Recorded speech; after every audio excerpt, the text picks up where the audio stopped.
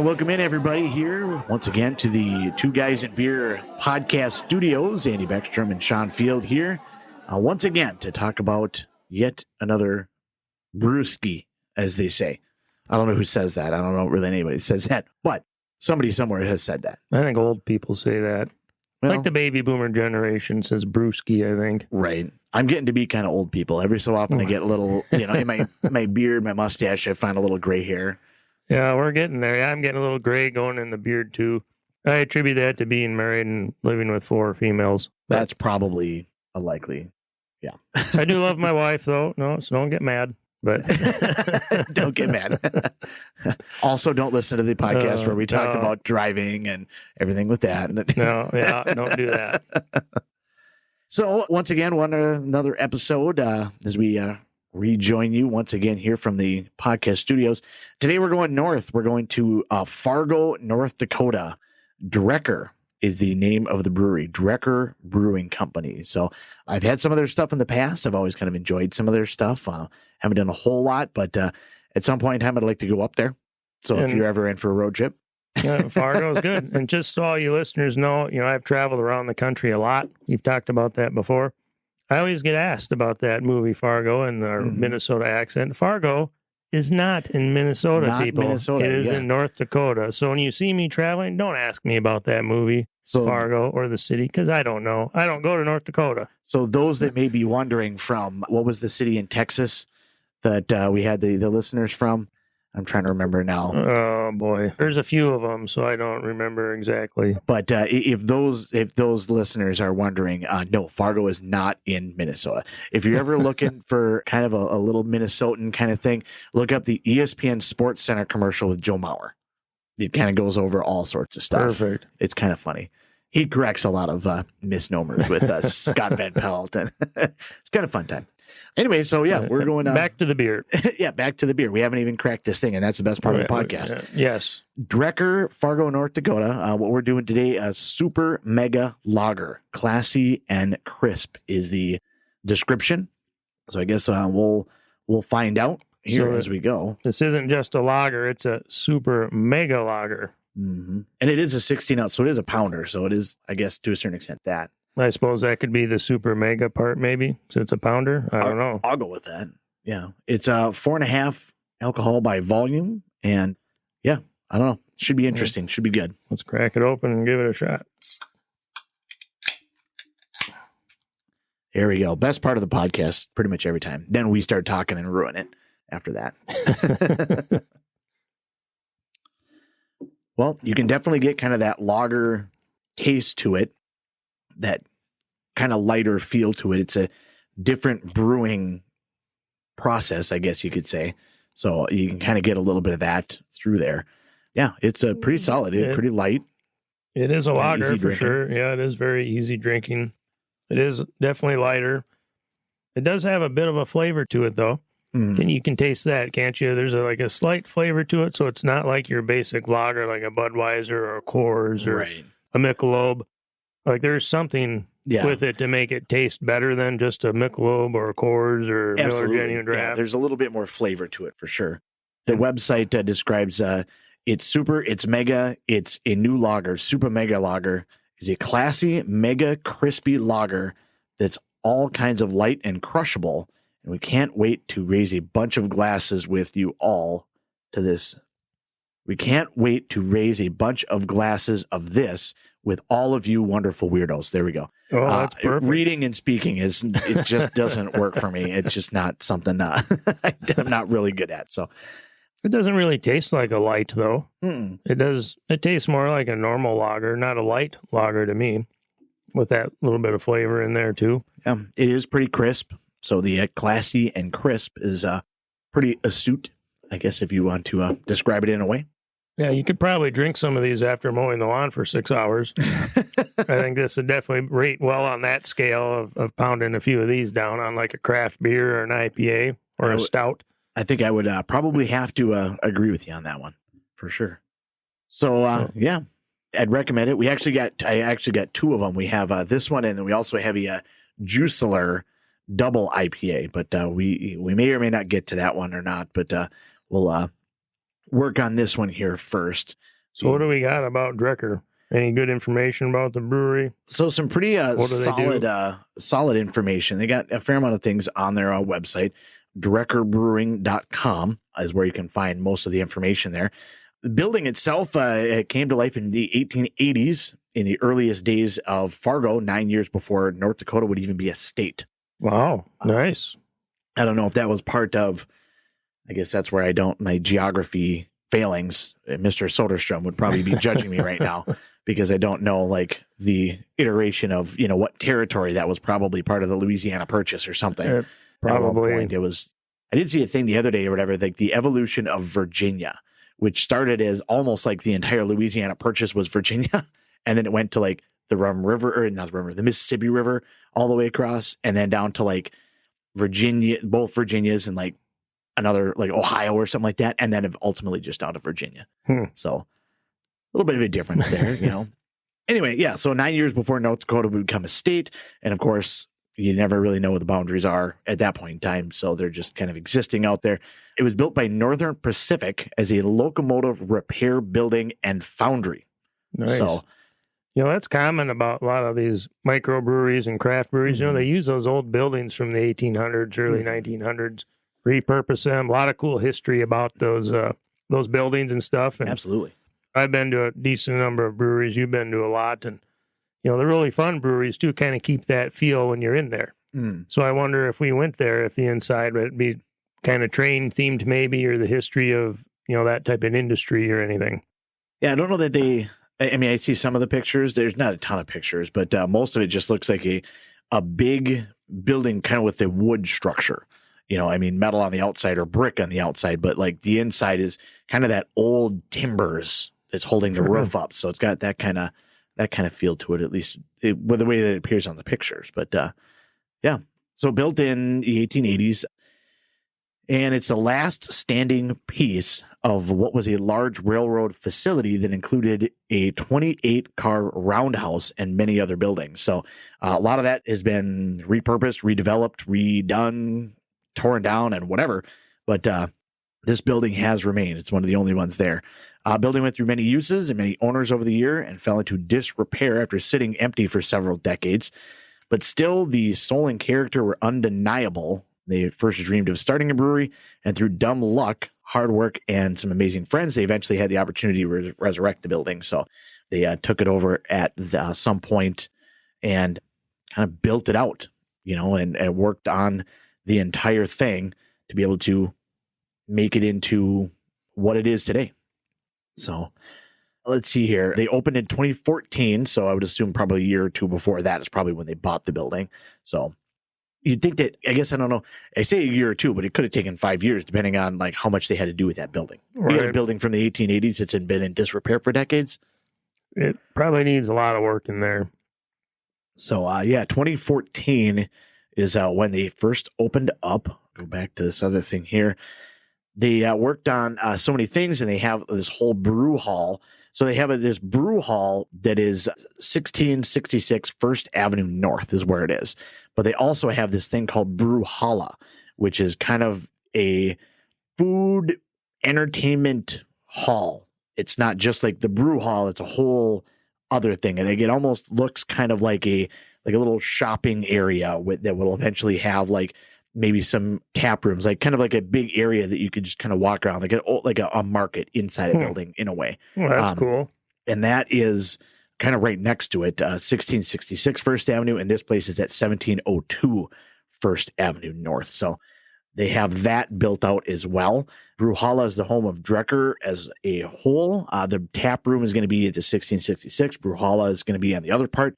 They're building out the expansion that brings together the most amazing experiences that they could conjure up. Brew Halla has the food market with some of the best and creative restaurants, shops, and little makers. And then an event center to throw killer parties and hotel also built in there as well. So wow, kind of an all-inclusive experience there with the Brew Halla, which has all sorts of stuff. Oysters, ice cream, plants, pizza, coffee, night eats. They open early. They're open 7 days a week, 10 to 8, but early coffee starts at 7 a.m. Oh, you need your early coffee. Absolutely. And then late night, some parts of it are open till 9, 10 p.m. And then on the weekends for Drekker is open till midnight. So they stay open a little bit later on certain days. So lots of stuff going on there to be able to check that out. The hotel looks like it's actually it's kind of crazy. So like a lot of the hotel rooms have a lot of like this artwork that's on like the double IPA. It's not just a plain Jane cookie cutter hotel. Like it has a lot of the artwork there and a lot of things to go with that, all individually themed around a certain beer. Interesting. That'd be kind of neat to go check out for sure. So, yeah, it'd be a lot of fun to be able to see that. So it almost sounds like that Brew Holla facility is like a mall. Like I'm picturing you walk in there and there's different shops, different vendors, or different breweries at like 20 feet apart type thing. You know what I mean? Like when you walk through a mall, vendors and in a way, it is kind of like that, almost like a mall, but it's all kind of open air. It's not just going to be, like you walk through like Maplewood Mall or Rosedale or whatever, like like the hallway and they got the different shops or whatever. It's a lot more like this is a little hall and then they each have like a little booth, if you will, like a little table that they have there. There is something like that is down in St. Paul. See if I can get to the name of it. It was I went there a couple years ago before going on vacation, and it was so much fun. It's just kind of a cool hall, and they had a brewery that was kind of attached with it. But obviously, I can't remember what it is because why would I be able to remember something like that? Why do we remember anything? Exactly. That's what I wonder. And you always remember it when you don't want to remember it. It just like pops into your brain. You're like, oh, okay, perfect timing to remember that. Why couldn't I remember it 3 days ago when I was thinking about it or trying to talk about it? Right. That is too true, my friend. The brain works in mysterious ways. Let's see here. I want to say that it is... Nope, it's not that one. Trying to be able to find this.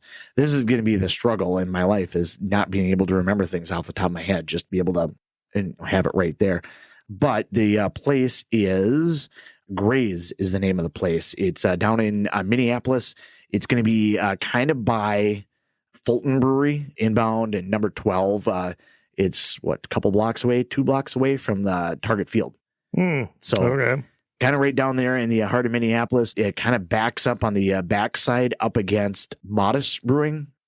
But they have same kind of thing where it's just kind of a hall to be able to walk through, and they have a bunch of candle vendor and soaps and things like that or whatever. But they have an area that's just like set up for like food court and bars and whatnot. So it's kind of its own little thing there. So that's kind of a cool little deal to be able to have something like that. But those are always kind of fun deals to be able to have, in the cities. Sure. Yeah, I have never been down there. I want to go check that out. It'd be kind of fun. I want to say there's one on West 7th too, though, in St. Paul. But this is the point during the broadcast that I say things like this, and my wife is yelling through the speaker or texting me as she's listening to this when it comes out, where she's like, "Oh, it's this one, you dar. It's that's where it is. Keg and Case. There we go. Keg and Case Market. That's what the other one is. Okay. That one's on West 7th, right by the Schmidt Brewery, the old Schmidt Brewery. But it's same kind of deal. A whole market area, little arcade that's in there. But they have all sorts of different stuff you can be able to do. That was the one that I went to before going on a cruise. So. Okay. But I don't know. It's a fun place, So I guess the Drekker Brew Holla sounds like it would be an absolute blast. It looks a lot like some of the other ones that I've been to, and those are always super fun to be able to go to. And it's a lot of fun. And if you get there on a day where there's a lot of people, like it has kind of a vibe to it. You know what I mean? It's not quite like a state fair or anything like that where it's too packed or too crowded. But if you get enough people there, like people are they're having a good time and looking for some crafts and looking for craft beer. And, you don't really run into a whole lot of people that are, I'm a craft beer person and I'm a jerk. Maybe they get a little into themselves a little bit, take things a little too seriously. But at the same time, like, there's not a lot of people that I've met around craft beer that are like, I'm going to have 12 beers and then get in a fight in the parking lot. Like, that's just not the vibe around it. Yeah, not the vibe, not the way it goes.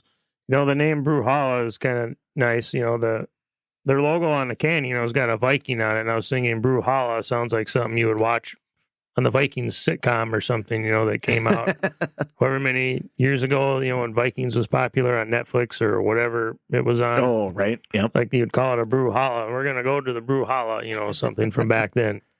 I'm sure that was probably something kind of on the lines of what they were thinking. Right. But it's kind of a cool name, brew holla. Yeah, it is kind of a cool little deal there with that. Let's hear some of the events that they do, not only the brew holla, but they also do. They actually, we just missed it. Within the last couple of days, they had a hot dish festival there as they hosted for Fargo. So watch out for that one on their website in the future, folks. Make sure you check that one. Well, that's an actual Minnesota thing, hot dish. That's true. Not Otherwise, many it's people, casserole. Or goulash. Goulash. A lot of people call it goulash. Here in Minnesota, we call it hot dish. You throw whatever you find in a crock pot with some noodles and heat it up, and away you go. It's kind of like a fruitcake. In a way, just with noodles. Oh, fruitcake is so disgusting. I don't know that in my life that I've ever had fruitcake. I tried it once. It's not worth trying. It's exactly what you expect. It's not worth trying, yes. Fair enough. Hot dish can be okay, depending on what's in it. Right, right. It's the poor man's dinner. I love it. Mm-hmm. I love it. It's so good. Comfort food. So this is going to be something, depending on when the episode comes out, this is going to be April 6th.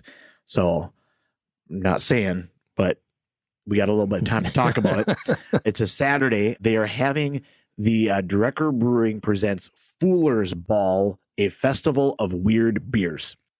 Sounds like a good time. So they have a bunch of their friends, a bunch of people that they know, a bunch of different breweries. They come and they try to pair it with April Fool's Day. And so they try to be able to get the most random, bizarre, crazy beers that are out there anywhere. And so that's what they try to be able to bring to the table for that. So April 6th is when that's coming up. So kind of a fun little event that they got going on. But otherwise, yeah, anything else, just go to drekkerbrewing.com, be able to find out more of what's there. They have a section that has their beers, a lot of details with that. The vault is something that they have because they've made a lot of beers over the course of the years. There's like 110 different brews that they got like in bottles that are there that at least they've made in the past. So a lot of different variety. It's kind of neat. That's one of the things. At one point in time, I remember who I was talking to about this, but we were talking about the different kinds of beers, and they didn't know anything about craft beer. So it was kind of a new experience for them. And they said, I don't remember who we were talking about, but it was something like Castle Danger or something like that. And they're like, oh, I don't like Castle Danger. Oh, which one did you have? Well, I had the Castle Danger. Like, okay. Well, which beer did you have? They didn't understand that it's not like Coors Light, where Coors Light is the thing. Part of Coors, but Coors Light is the one thing. But they had, I don't know if they had like a double IPA or something like that. And I'm like, well, do you want to try the cream ale? Like, this is going to be a little smoother for you, And they tried it and they're like, who is this from? And I'm like, well, this is from Castle Danger. It's like, no, it's different beer. And I'm like, okay. So when you go to Hardee's, you don't just get Hardee's. Right. You get the burger or the Frisco or whatever it may be, So let me explain this to you, how this works. So kind of a funny conversation with that. But yeah, that's something they have. They brewed a whole bunch. They said that they've done a lot of beers, and in their vault, they have well over 100 beers that are available. So did you say they were all bottled in the vault? Or is it just the recipes in the vault? It just shows the vault as a tab. We're trying to add them all. So some of them might not necessarily be available, but it's brews that they have done. Is it a real vault? I hope so. Like a bank robber vault? Is probably a walk-in cooler that has a very professional looking padlock on the outside or something. That would be pretty cool. That would be pretty fantastic. Or is it an SD card with all the recipes on an SD card? Is that the vault? That's probably... You can push the little lock thing on the side of those SD cards. And if you break in, then all of a sudden, like, the air escapes out of there. Then you're left unconscious on the floor or something. Could make this into a action movie. You sure could. Like a Mission Impossible kind of thing. We got some green screen. We could be able to do that. We gotta get on making this, stealing the recipes. That would be great. That would be great. The Italian job and get away in our little Mini Coopers. Oh, absolutely. Heck yeah. Be used Mini Coopers from the 70s or something. I don't know that we're racing trains to be able to get out of there. No, I can't get it into third. So at Drekker, you would mention the kind of the Norse theme, the Viking logo that's on the front of the can there. So Drekker was an Old Norse word for Viking dragon ships used in battle. Drek meant to drink, And according to the brewer's co-founder and president, Mark Bjornstad, Drekker, he says, is a slang Icelandic word for drinking and congregating with friends. So, if you're going to pick a word from another language, that's a good word to pick. That's a good, yeah. I like it. It's healthy. So, absolutely. 100%. So, yeah, that's, and like I said, go to drekkerbrewing.com. A lot of information that they have on there. They do tours once a week, free tours on Saturdays to be able to kind of walk around. They do ask for a free will donation because they not only do the free tour, but one of the other things is since they've opened, they've also made it a point to help their community because a lot of breweries try to give back, some of them in different ways. What theirs is they select a different local nonprofit for charitable efforts for the month. And then they look for a donation of $1 through every beer sold. And it goes to their program they called Unpillage. All right. What are they unpillaging? So it's kind of like the pillage and plunder, but it's unpillaged. So they've donated over $100,000 to local nonprofits, and they try to give back as much as they can. Oh, that's pretty cool. That's a common theme with all these breweries that we drink beer of or go check out. They always have some sort of community involvement program, whether they're trying to be more sustainable, which is cool, or they're just simply giving back to the community through various nonprofit charities throughout the community or city, or wherever they're at. Which is good to be able to see, if you're going to be part of the community, which is so weird because even now, a local town that I'm aware of was going through the process of, there was somebody that bought a building that I drive by this building fairly often. I'm like, that would be a perfect spot for, it's one of those it's an old construction building is what it is, but it's a brick building, brick and mortar, high vaulted ceilings, looks like it should be what a brewery is now. You know what I mean? Sure. Like a really cool brew hall, not a very big building. So it's not going to be I feel like Drekker is a pretty good sized building, an old rail yard. That's going to be a pretty good sized building. It's not going to be something like that, something in a little bit smaller town. Thought it was absolutely perfect. But the problem was that because of the way that the city had been built out, the city was zoned by blocks. And so if your block is zoned residential, you can't have a brick and mortar business right there because that's a commercial building. So this building is on a block that over time has become all residential except for this building on the corner. Well, now they can't sell the building because who's going to buy this building for commercial purposes but to live there? Right. I mean, don't get me wrong, it's kind of a cool building, but it's not exactly, it would be kind of a weird loft, I guess, is kind of what it'd be. So somebody did buy this and they were going to put a brewery in there. And they were trying to go through to be able to get zoning changed, or at least kind of a blended zoning where they can be able to do something with that. And they worked, and I listened into a couple of meetings and read online, meeting after meeting that they would have with the city and residents around there. And people would push back and be upset that you're like, oh, we don't need another bar in here. And people are going to be racing up and down the road. And people are going to be parking and stumbling around drunk outside of there. And been to a brewery? What breweries are you going to? Right. That's not at all. Usually they're really good for communities. It's a nice thing for people to be able to go, and it's a family atmosphere, which is odd to think of as a place that serves alcohol, but typically, yeah. At the same time, they usually have a whole stack full of board games and stuff in the corner, and people go in there with their kids all the time. 320 in Pine City, Beer Club in Mora, some of those places that I go to fairly often. There's almost always kids in there. Yeah. Don't give them the beer. That's it doesn't have to be a whole big thing, right? Because it's not a bar. That's not what it is at all.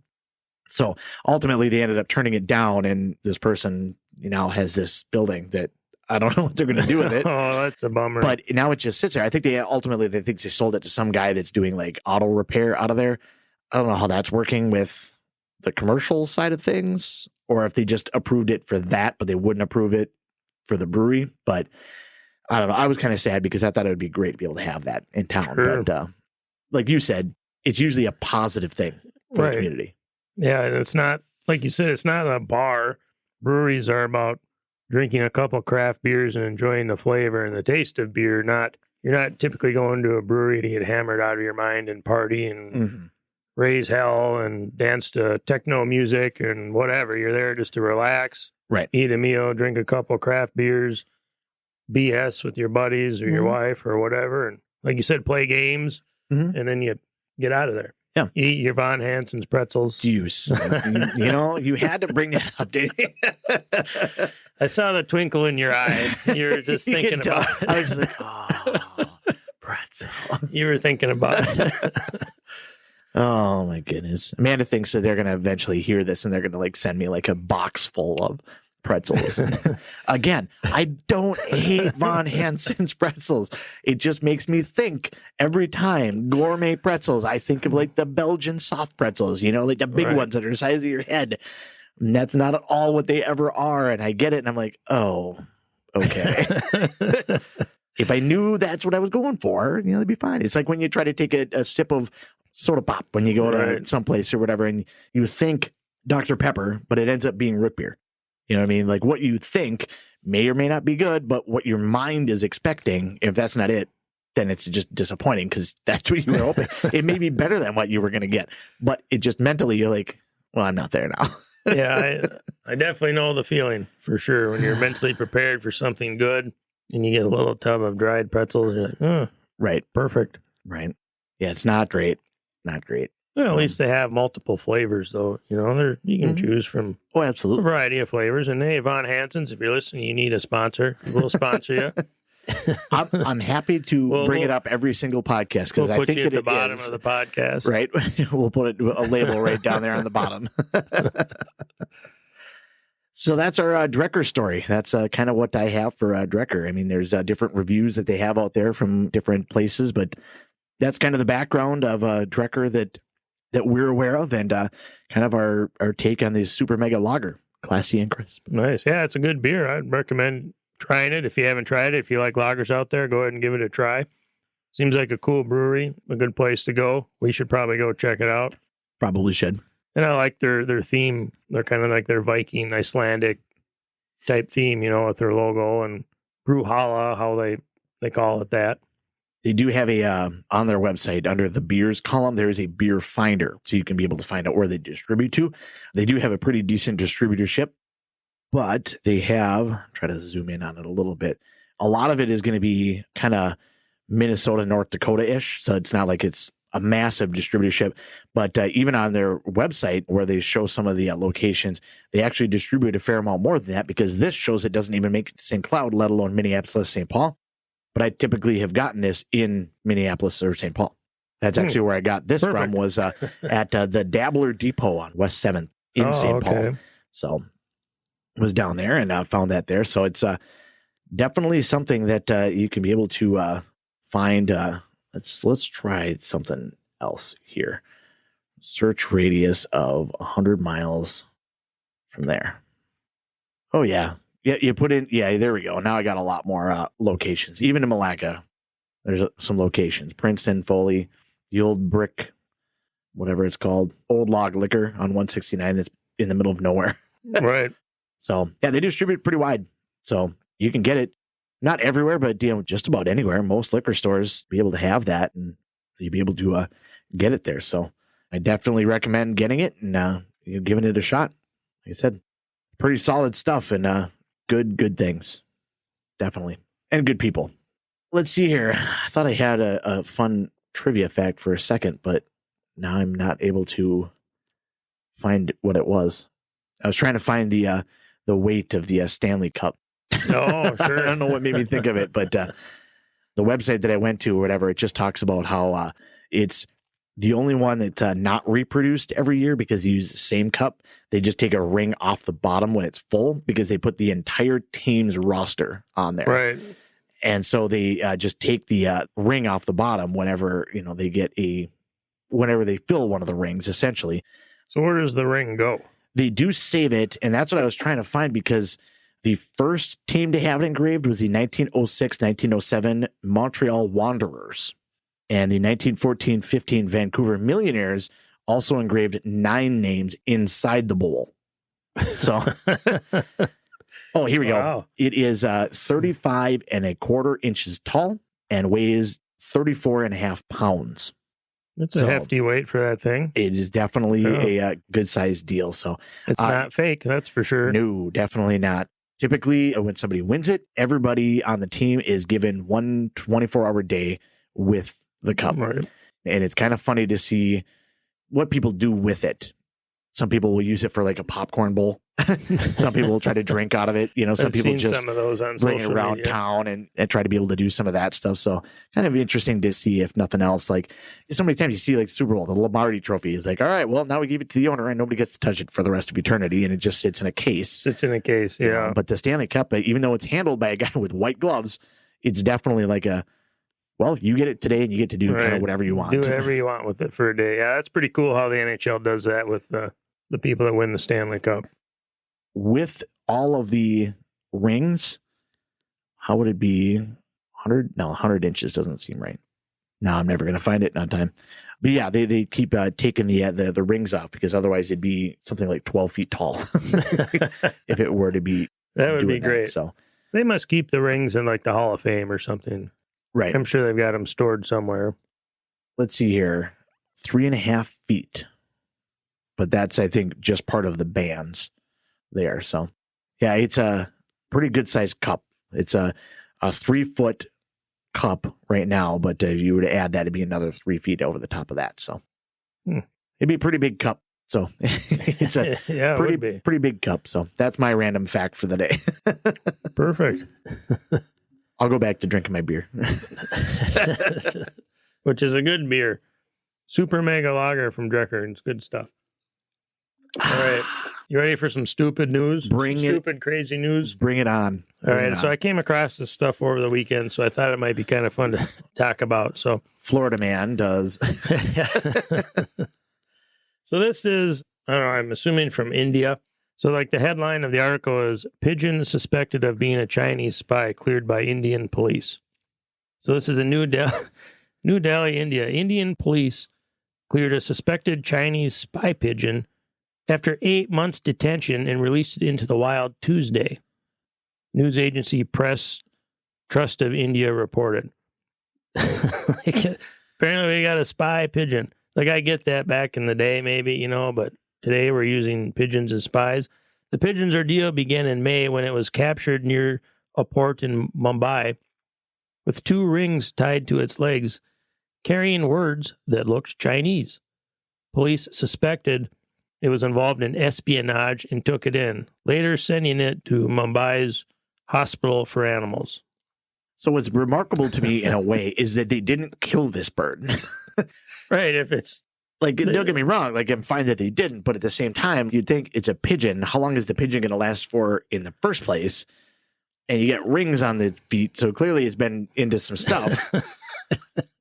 And you think you don't just pigeon is like doing espionage. Yeah, you don't just take out like a gun and just put a couple in them and, all right, now we're going to put it in a box and send it to the CIA of India. Just be done with it already. So eventually... it turned out that the pigeon was an open water racing bird from Taiwan that escaped and made its way to India. With police permission, the bird was transferred to some animal doctor society in there, and they released it on Tuesday. The Mumbai police could not be reached for comment. I feel like this should be a movie. It just is mind-boggling to me. I have so many questions. Yeah, it's kind of crazy. And that's not the first time it's happened over there in India either. Apparently, several other occasions, these birds have come under suspicion of espionage and spy rings. I wonder how you clear that. Like, do you get the light shining? Are they waterboarding? Where did you come from? Waterboarding the pigeon. Tell me now. Rip out a feather. Lie detector test. Apparently, in 2020, police in Indian-controlled Kashmir released a pigeon belonging to a Pakistani fisherman after a probe found that the bird, which had flown across heavily militarized border between the nuclear armed nations, was not a spy. Thank God. Yeah, because a pigeon that can manage to fly across the border between 2 nuclear armed nations, that's apparently that's quite an achievement, and thank God it's not a spy. I mean, I can't fly, so I guess it's got that on me. And apparently in 2016, another pigeon was taken into custody after it was found with a note that had threatened the Indian Prime Minister at the time, which I can't pronounce his name, so I won't even try. This is all India. This is all India. They're concerned about pigeons. Not that maybe pigeons couldn't be concerned about, because I suppose, you can train them to do things. It's not maybe out of the ordinary, but... They keep this up, the aviary community is going to cry foul. But to literally cry a foul and detain a pigeon for 8 months because you're suspected of espionage is completely hilarious in this tech modern world of 2024. Do you think you'd be more concerned, if you're concerned about a Chinese pigeon, wouldn't you be concerned about TikTok that the CCP controls? Well, even so, this pigeon's got to be like the worst spy ever. If it's like blatantly, if you get somebody that's a spy, let's say we're going to go ahead and we're going to send Jason Bourne, a super spy, over to the Ukraine or wherever that we're going to send them, but we make them wear a Team USA jacket while they go over there. Like, this pigeon had the symbols on his legs. It's like, you think he would just not have anything. Like, what is this pigeon going to do? Like, is it going to come back and be like, squawk, squawk, squawk, squawk, squawk, squawk, squawk, squawk. Oh, that's where they're moving the army.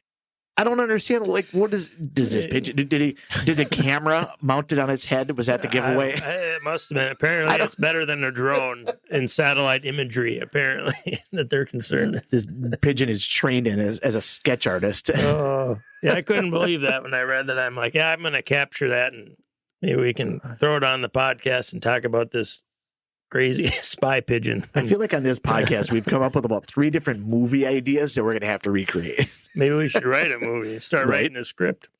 All right, here's another crazy story. I don't know. This maybe isn't quite as funny, but maybe it is. I don't know. This happened in Manchester, New Hampshire. Apparently. So not India. Not India. Okay. We're in the United States now. Gotcha. And how this happens is beyond me.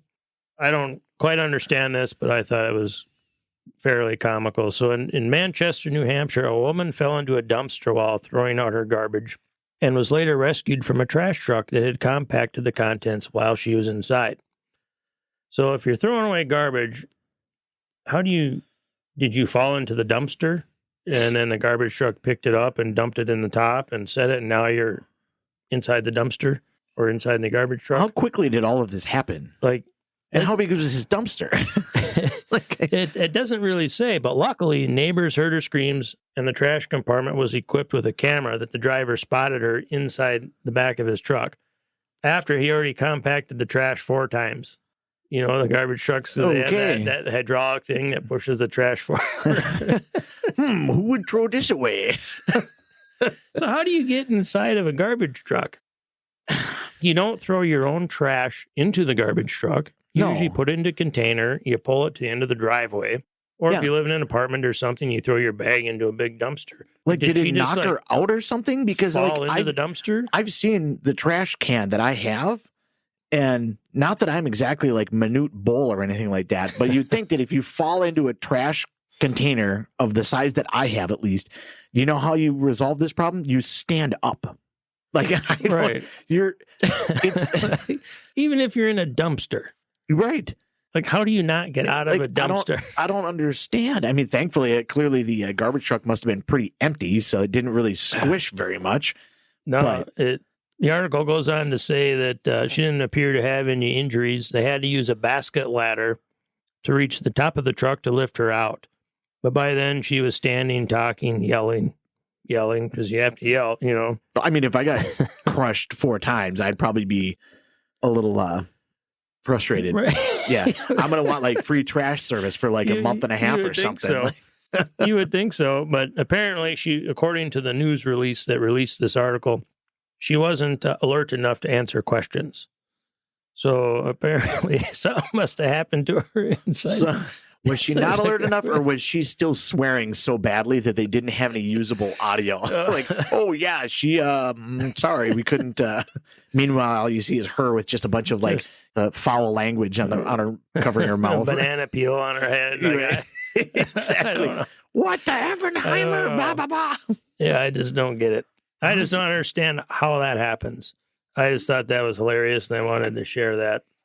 How does that happen? That is remarkable. Like, I thought about it for a couple of days. Like, how do you get into a trash receptacle not be able to get yourself out knowing how big a container is that you pulled in a driveway or a commercial-sized dumpster, and then you end up inside a garbage truck somehow. I need more answers. There's details missing here. Well, you'll get your more answers after you drink another beer, because the best answers always come after you have a couple beers. You're not wrong. Especially from Drekker. These are the facts of life. One more crazy thing to talk about. It's kind of interesting because Valentine's Day, of course, will have happened a few days ago by the time you hear this. But apparently there's a car scrapping company in Britain, because now we're going across the pond. There we go. Now we're back in to Britain. Mm-hmm. And this car company is offering you a chance to send your former lover to the junk heap for Valentine's Day. Oh, and then smash that guy. Smash that shit. God dang Whatever right. you want to do. There we are. So the company is named Scrap Car Comparison, and they announced its Scrap Your Ex program. It will allow people to have cars named after their exes before being sent to the scrap heap in the crusher. So they say it's offering a unique form for anyone that has recently gone through a breakup.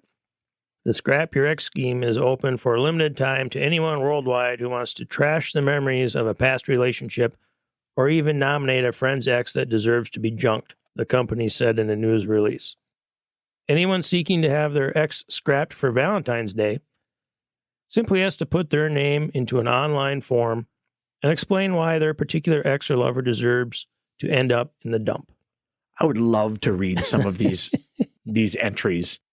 That would be fantastic. What their deal is. I wonder how much it costs. I didn't go to the website to do any research on how much it costs. Like, if you guys want to, you guys can look it up in Britain and do whatever you want to do, any listeners out there. But each car scrapped during the promotion will have a chosen's ex name written on the chassis. The person who nominated their ex for scrapping will receive photographic evidence of the deed. You know what would be even better is if you had the ability to actually press the button to crush it. That'd be great. I had somebody actually one time I was trying to fix a car, and the guy's like, this just isn't going to work. So you bring it here to crush it. I'll even let you press the button. And I was like, well, that sounds fun, but I would kind of like the car. Like, I wanted to fix the car.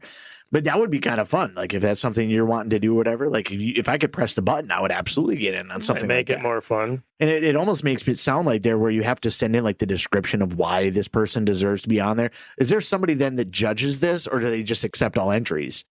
You know what I mean? That's something you'll have to research. There's a lot of criteria that's got to go into this. A lot of thought, too. Is this general hate, or is this saltiness? Is this really actually their own fault? Is this like, I'm curious? Yeah.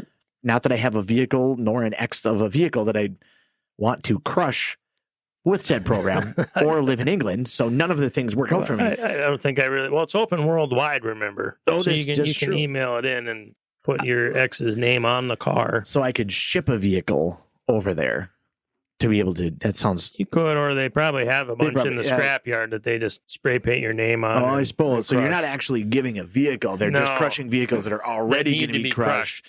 They just put the name of said individual on the vehicle. This is the point where at some point with video, the little light bulb ding pops on the top of my head. And then I'm like, oh, there we go. So go to Scrap Car Comparison or Google search that. And you could probably find out how much it costs, if it costs anything, for their 5 minutes of spray painting the name on there. What is the name of the website there? It's not necessarily a website, but look up Scrap Car Comparison in the UK. Scrap Car Comparison? Yep, that seems to be the name of the company anyways. Scrap Car Comparison. Let's see here. The British company. See if anything comes up there on the Google. There's some stuff there. Scrap Car Comparison UK. Let's see here. They give you the best price for your car. I mean, at least that's what they say. Scrap Car. Guaranteed prices. I'm not seeing anything on there, but that would be kind of interesting to be able to. I'm sure it's on here somewhere. Maybe I'm just not. Yeah, it'd be called Scrap Your Ex. Scrap program. I may have to do a little bit more research on this one. Yeah, we'll see if we can come up with anything on there by the next episode and see if we can recap a little bit. Right. Yeah, we'll have to bring that out in a future episode, possibly Invictus. Yeah, Scrap Your Ex UPI. I think this is the article that you were just reading. oh, yeah. Actually, it is. Yes. But I can click on the. Oh, here we go. Now I'm into the form. All right, to be able to get in here. Let's see here. Yeah, there's a car there that has Joe written on the side of it. They have to be bastard. Entries have to be in by February 14th, which the math adds up on that one. Let's see here. Name, email, phone, address, ex's name, and would you like scrap your ex names after your car, or why? And it just says that. So it's just a form. I don't think that there's any cost associated. Cost. This might be just a gratis opportunity. So if you're looking to be able to do something for free, who doesn't like something for free? Everybody likes free stuff. I like free stuff. So they'll send you a picture of it. They'll do the whole bit. So yeah, I think that'd be a fantastic little deal. Yeah, we're gonna give it a shot. Yeah. So go along with that. You ready for a couple facts before I'm done here? Let's do it. All right, so since it has to go with Valentine's Day, you know what happens on Valentine's Day. You get lovey. You're expected to do things with your wife and your girlfriend. You know, all the fun stuff that goes into... Well, I'm going to go play volleyball, but... being an adult. So I just happened to stumble across this. For most babies born, because that's usually what happens after Valentine's Day, maybe 8-9 months. Right. So most babies born by one woman. Oof. You got a guess of a number? Oof. Well, I know that there was the Octomom at one point in time. That was 8, but I feel like that was at one time. Yeah, I feel like there was another one that had 11 or something like that. I'm going to say 11. All right. So this was a Russian woman. Okay. And I don't know the years of the time frame, but my God. Probably no meds. Just gave her a bottle of Kharkov, just popped the top, and like, all right, let's go. She needed a lot more than that. Oof. So this lady had 69 kids. 69 during kids. her lifetime. Oh, this is over the course of lifetime. Okay. Yeah, there so the course of a lifetime. Gotcha. I'm sorry. Not at one clarify. time. There we go. Okay, that makes sense. 69 kids. Over the course of her lifetime. You're just not hot. So even if you wait till you're 10 before you start, which I know what I'm saying by saying you wait till you're 10, but that's carry the one, like you're well into your 70s. Even if you're just going like bam, bam, bam, bam, bam. I mean, I guess you get a couple of 2s or 3s in there. So so that's how she got to 69. There was a lot of 2s and 3s in there. She gave birth to 16 pairs of twins, 7 sets of triplets, and 4 sets of quadruplets. So she only gave birth like 4 times. I said. That is insane. Wow. You think after a couple, you tell your husband, we're done with that. Right? Like, we're done. Yeah. Of course, I don't know the time this happened. I couldn't find years or dates or anything. It was just one of those did you know facts. Yeah, I think that I used to work with a guy that back to back within the span of like one of those 18-month kind of turnarounds, 9, and then all of a sudden pregnant right away in another 9 months kind of bit. Triplets both times. So it went from a year and a half, went from 0 to 6 kids, all under the age of 1. I couldn't do it. I'm like, that would be how do you not just, that is, it's a better person than I. I can barely do it now. 2 18-year-olds and 1 17-year-old. I'm almost 17. Like, I'm done. Like, I'm spent. So you do the math. I mean, not really the math, but like, okay, so you got 69 kids, but you had, how many different quads and a couple of triplets. There's a chance that like you're saying you got 3 teens. Let's say you have under your house in the 12, we'll say 13-ish, because then they're teens, 13 to 17. So maybe some of them got their license or something like that, but you got 23 kids at home. That's teens. Crazy. Like, Dad, I need the new pair of Jabos because that's what the cool kids have at school, and they need to be ripped. And, I need some Nikes because I'm going to go out for the biathlon or something. I'll be buying you some Velcro Everlast shoes from Pomida. Right. This is how places like Pomida stayed in business for so many years. And we'll go to the Shalom shop and we'll pick you out a nice pair of used Wranglers for 50 cents. We might just rob them. We're just going to, like everything's $1. I don't care. I'm taking this. Oh, this is crazy. Wow. That is, that's aggressive. 69 kids. And at some point, they're all going to need a cell phone. Yeah, I'm going to need a new one. I got another fact about cell phones. That's why I'm trying to lead that into cell phones. See, you're going to need a cell phone with all those kids at some point in time. I wonder if they have a group chat. They probably do. Or if they named them all George, like George Foreman. Oh, yeah. That would be a nightmare, wouldn't it? So I got a fact about cell phone, too, because I need a new cell phone. So this kind of came across my computer this past week. Fact about cell phone, we all have the smartphones now. I have the S21 Ultra. I think Samsung's coming out with the S24 now here in the next month or something. Which if you don't have a Samsung or an Android, you're ridiculous. Don't buy Apple. All you Apple lovers out there, the amount insane. Of judgment that I get, it's so even at terrible. Work, from people that judge the fact that I have an Android. I'm like, okay, I get it. Androids, you can be wrong though, because I had both at one point in time, and it was just terrible. Androids, but you know that's fine. You be you, I'll be me. Quit being so judgy. Just have a beer and calm down. Anyway, so Android. Everybody in my house has an Apple except for me. I'm the only Android. And who are the only the people that complain about their phone all the time not working or glitching or this or that? Not me. I don't have problems with mine. My phone's great. No, I don't have any issues whatsoever. No. Mm-mm. So IBM. Did you know IBM sold smartphones? I was unaware. They did. They had a smartphone with a touchscreen display input that could send emails and run third-party apps in 1994. I feel like I heard that at one point in time. I don't remember where or why. Maybe it was for trivia or something like that, or whatever. Yeah. That's all I got. But that's unreal. Like, I don't like to have like touchscreen. I mean, run third-party apps. I mean, what third-party apps are available? In 1994, right? It probably would have been like a business app or something like that, I would assume. Right. Spreadsheet, maybe. I remember Snake in the probably early 90s, so maybe even around then. My aunt had a old what was it, Buick Regal or something, I think is what it was, but it had like the computerish looking screen. It was just like that kind of brownish background or whatever, sure. but the green, you know what I mean? You know what I'm talking about? Like every screen looked like that in that era, but it was push button, but it was touch screen.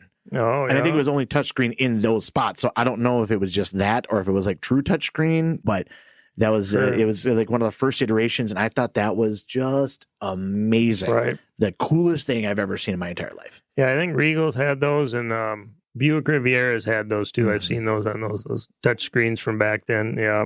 Yeah. That was super cool stuff. I slammed my brother's thumb in a trunk of that thing. Auto closing trunk. I thought it'd be kind of funny to be able to like fake like that. Well, then it grabbed, then it like, I'm like, oh, no. I didn't really mean to do that. Apparently, he wasn't paying attention. Well, he was messing around, like throwing his hand in there or whatever. We were trying to get ready to go sledding or something like that. So I'm like, oh, well, fine. I'll just shut it on there. And he's like, no, you won't. Sounds like Pete. Good job, Pete. Good job. Exactly. Yeah, I know. He's such a pain in the ass. He ended up getting the last laugh, though, because he got all the treats that day. He was completely fine, though. But, of course, he's got to make it a big drama thing. Like, oh, my God, Andy's so mean.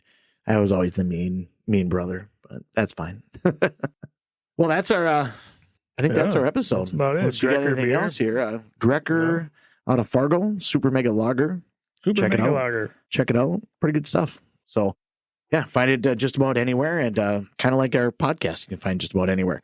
All the major platforms, like, share, subscribe, tell your friends, tell your cousins, tell your enemies, tell the pigeon that's going to head back to China. Watch out for the pigeons. The spy, tell your spy pigeon what's going on, be able to get that information out there for us.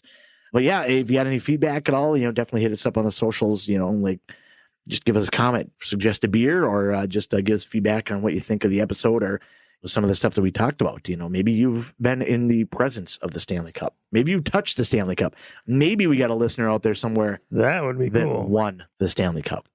Because I swear to God, if we get that person on the broadcast for their one day with the cup, that would be cool. I'd give up at that point in time because there would be nothing cooler to be able to happen at that point in time. So, yeah, if we could make that happen, I don't think there's any world, but that'd be amazing. It would be absolutely amazing. Stellar. Yes. So anybody out there that's trying to cancel our podcast, get that hooked up, and then that'll make it happen. So, but yeah, I think that's pretty much all we got. Anything from you, Shawn? No, thanks a lot for listening, everybody. We really appreciate it, and God bless you all.